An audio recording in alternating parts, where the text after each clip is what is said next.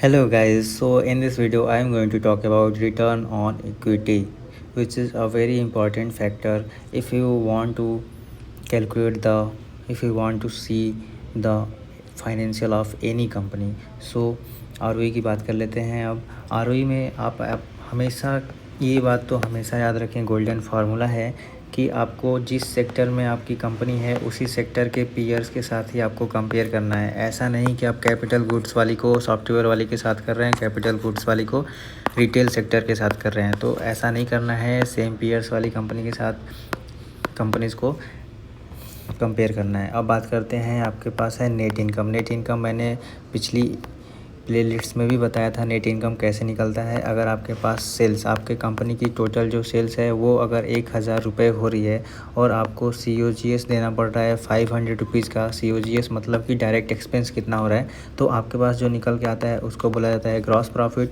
जो कि होगा 500 रुपीज़।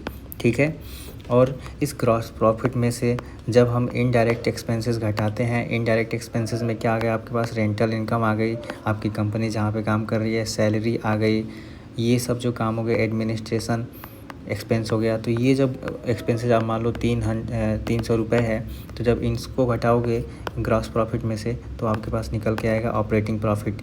इसी को बोला, ये कितना आएगा 500 300 तो 200 रुपीज़। और इसको एक और नाम बोला जाता है EBIT, income before interest and taxes. और जब इसमें से आप इंटरेस्ट और टैक्सेस को सबट्रैक्ट कर दोगे तो यहाँ से आपके पास आएगा EB, जो कि होता है नेट इनकम।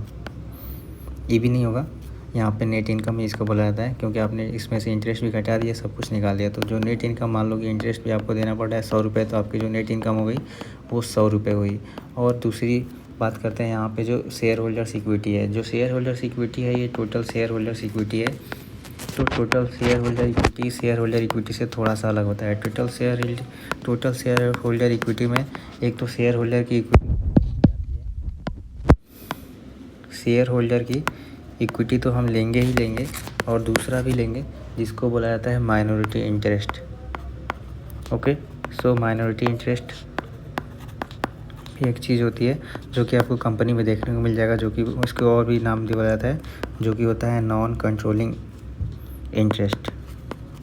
सो इन दोनों को जब आपके पास share holder equity plus minority interest को जोड़ेंगे तो आपके पास आएगा टोटल शेयर होल्डर इक्विटी। मान लो कि आपके पास शेयर होल्डर की इक्विटी है 100 रुपये, और ये याद रखना कि जो नेट इनकम होता है वो ईयर का होगा, या जो जिस टाइम पीरियड में निकाल रहे हो सेम टाइम पीरियड का ही आपको ये भी लेना है। मान लो कि जब आप ईयर के शुरुआत में, ईयर के स्टार्टिंग में निकाल रहे हो तो उस समय इक्विटी है 500 रुपीज़।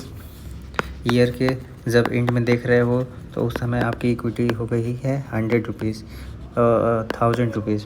और इसमें इंक्लूडेड टोटल, ये मैं ले रहा हूँ टोटल शेयर होल्डर इक्विटी और टोटल शेयर होल्डर इक्विटी। इसका मतलब कि इसमें नॉन कंट्रोलिंग इंटरेस्ट और दोनों में नॉन कंट्रोलिंग इंटरेस्ट इंक्लूडेड है। तो ये 1500 कितना हो गया, 1500, दोनों का एवरेज लेना है तो जो कि आएगा 750 रुपीज़।